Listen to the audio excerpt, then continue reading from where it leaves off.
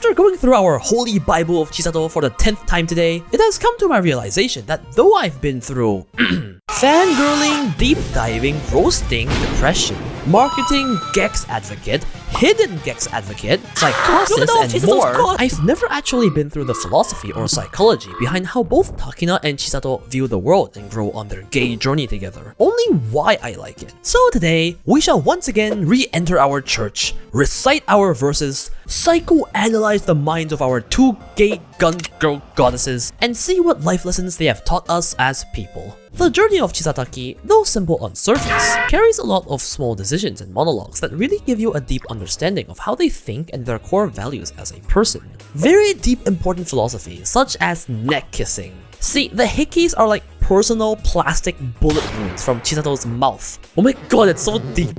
Starting with Takina, what she learned is freedom. As all Lycoris, Takina was an orphan trained to be an assassin. We don't know much about her backstory, but what we do know is she probably has no friends. Okay, to be fair, I wouldn't be friends with a machine gun maniac either. Takina's base personality is gamer. Energy jelly for lunch? If we invent superhuman that live on pills, Takina would be the first cyborg. Takina was the living incarnation of live to serve. She has one goal, and that is to repay DA for taking her in as an orphan. No other dreams, no other aspirations. She just wants to work under DA and do a damn good job at it. And then she didn't. This is the first major personality point we see in Takina. Rationality. See, though an honest and loyal girl, Takina always prioritizes making the most rational choice possible. And if pointing a machine gun at your comrade will get the job done, then she will do it. Using the person you're supposed to bodyguard as human bait? Well, as long as they live, am I right? Making out with your best friend if you're paid for it? Well, $100 is $100, and your best friend would even do it for free! Takina's program runs as results speak all. This is a very crucial point in Takina's initial character. It doesn't matter if the method is questionable, it doesn't matter if someone can possibly get hurt. Takibot will simply calculate the mathematically highest chance of success towards her goal and go for it. We even see this in episode 3 where she directly goes to tell Commander Toad and basically begs her to take her back in because results. And when she found out she'd effectively been scammed, she doubles down and wants to confront Toad to expose the truth because there is a win in logic. Yes, results speak all in her mind. Unfortunately, like the laid-off employee, Takina learns that Toad does not give a flying fuck about her, which just breaks Takina, because being a good Lycoris is all Takina has ever wanted to do. If I were to further extend this point, looking at the lyrics of Hananoto, yes, I did a video on it, Takina's life all this time has been so mundane. Work, read a little manga, look out the window, sleep, rinse and repeat. It's weird that I'm saying this about a high school assassin, but in a way, her life resembles a single office slave. She works, is told to be loyal to the organization, goes home, does some random meaningless shit alone, and the days just go by. With no one you're close to, loneliness doesn't become a feeling. Loneliness becomes the norm. And it's scary how your perception of loneliness becomes so warped over time. But then something happened. A miraculous meeting. Chisato saved her. Now is the time to move forwards. Engulfing in sadness just to live up to someone's expectations is boring. It's not too late. You're still midway. A chance will definitely come. Chisato set her free. Chisato taught her how to live. It's after this that we see Takina's robotic demeanor break down. She smiles. It's not that her base rational personality changes. In fact, she literally follows a schedule book on a date. But the main point is, she learns how to feel. She learns how to be concerned for people. She learns how to be sad and cry. She learns how to be happy, as opposed to this blank expression she wore even after an intense machine gun competition and after she got fired. I think what we can take away from this is, instead of staying a slave to her solo ideal, a single hyperfixation, she opened her eyes and looked at the world. And she learned how to live. When Takina actually starts seeing life as, well, an open world instead of a single line with an endpoint she has to reach, you really see the small changes in expressions and actions. The doing random shit with Chisato, the thoughtfulness of getting Chisato a gift, the smiles and fun, the look of, oh, this is what it's like to live. All this time, her rationality had told her, you have one goal. Everything else is a waste of time. The rational choice is to keep working. Keep going and you'll reach that goal. So she shut the world around her off. Again, back to the office worker comparison, there are many people that just live to work, not work to live. Just because they're convinced that's what will help them achieve their goals. That's what they're taught success is in life. And so, that is the most rational choice to make.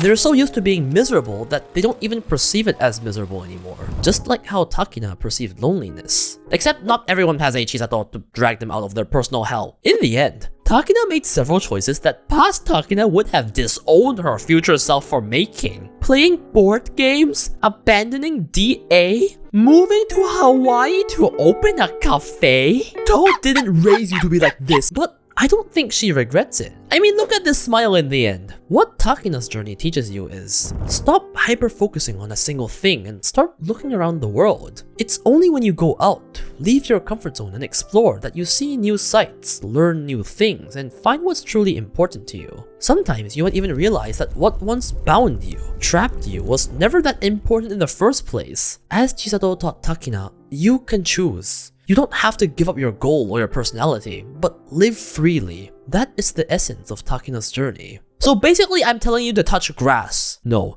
touch bush. As for Chisato, this one's a little harder to tackle. Chisato is presented as this kind but bratty girl who lives without a care in the world. I always prioritize what I want to do first. Truly based. I wish I could live that childlike dream.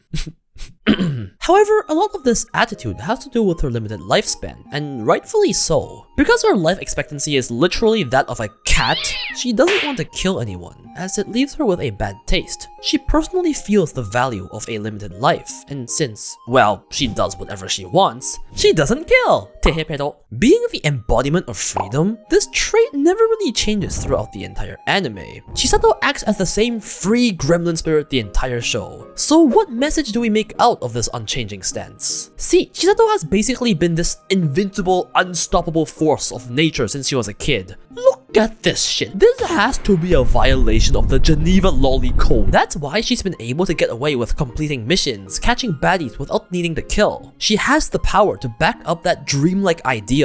Until Majima, that is. On their first encounter, where she basically could have just bang, win, her hesitation causes her to almost fall at the hands of the broccoli terrorist. The second fight, again, she could have shot but hesitated and would have lost if not for Takina's interference. Then comes the plot twist with the looks like he could be in a BL as the daddy, Shinji. For the first time, she is put in a situation where Takina, her closest partner, could die if she doesn't pull the trigger. Her aim isn't as good as Takina, so she could very well kill Shinji without an option. In the spur of the moment, she betrays her personal beliefs for the first time and does it. She shoots. And, well... Yet even through this, she still prevents Takina from killing the gay businessman afterwards. She still can't accept killing. Then comes the most interesting part, the final battle with Majima. Distracted by the countdown, she ultimately ends up in a losing position, until she decides to do the WWE Nishikigi Chisato! The gay neckbreaker! Basically, she goes for the double kill. The part I find interesting here is this look of resolve, then this cold, emotionless stare as she shoots Majima. Unlike the previous times, she essentially was able to build up the resolve to kill Majima only in the very final battle, in the last-ditch effort. And this was the only time she won against Majima. Okay, no, fuck you, this is dumb. I don't care if he lived. She tried to kill him. You're not gonna tell me, officer, I only tried to throw him off a building. I knew he would survive. It's fascinating to point out that the ending is left very vague. Does Chisato know she lives on because they killed Shinji? How does she feel about wrestling VeggieTales Man off a building? I think if the sequel wanted to explore Chisato as a character and her values more, this would be a very interesting direction to go in. But that's besides the point. The point here is, Chisato has only shot with the intent to kill twice, both in a desperate attempt to stop something, but the latter one a far calmer, more collected decision. With this in mind, I'm quite split on the message they wanted to send here. I think Chisato's base personality and values are already quite an admirable thing. To genuinely be kind to everyone, live freely, and do what you want in life because your time here is limited. I feel that those less fortunate, suffering from chronic diseases, might feel this message even more, truly understanding the importance of time. But what do we make of the final decision to kill? Was it the wrong choice? No. Had she not stopped Majima and lost, who knows what Majima would have continued to do. So, is it correct to betray your own ideals if necessary? I personally think the answer here would be a yes. What Chisato had to learn was the opposite of takina, the hard way. Sometimes, even if it goes against your values, you do have to pick the rational choice to protect everyone. When you can no longer smurf the enemy, sometimes you're picking between the enemy and the people you love, and there's only one you can save. Life isn't as easy as isekai protagonists seem to make it look, and sometimes sacrifices have to be made to protect those dear to you, to make the correct choice. So basically, reject humanity, go back to robot. I do think the message from Chisato's journey was very vague, and this is only my interpretation, so I am curious what you guys think. Please do tell me in the comments. But what I see is two sides of the same coin. Takina, the one who could only act rationally according to logic, had to learn to follow her own feelings more. And Chisato, the idealistic one, had to learn to suppress her personal feelings and accept the rational choice. On their endless journey together, the two girls walk in different directions, yet towards each other. Both learn and grow from their journey, but still keep their base personalities. It is as they say, opposites attract. Look, the anime agrees with me. After all, we do need a top in this relationship.